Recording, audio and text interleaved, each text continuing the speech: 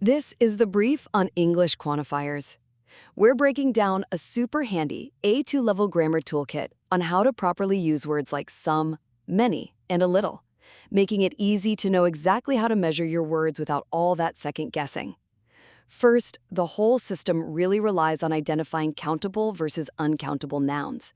You know, countables are things you can physically tally up, like apples or books, and we use many or a few for those. Uncountables, well, they can't be counted individually, so there are no plurals or a and an.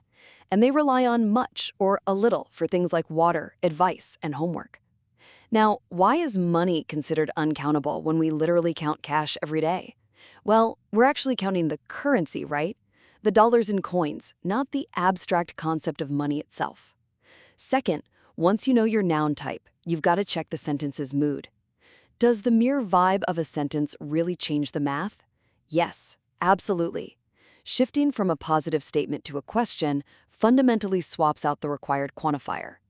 Affirmative sentences usually take some or a lot of, but the second things turn negative or become a question, you switch to any, much, or many.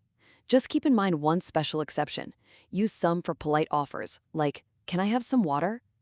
Finally, we've got the units and containers trick for those uncountable nouns, because, you can't actually say 3 breads or 3 informations.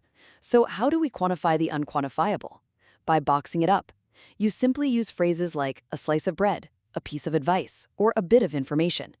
So whenever you're stuck, just identify the noun type, check if the sentence is positive or negative, and use containers if things get too abstract. Master this toolkit and you'll always have exactly the right amount of words.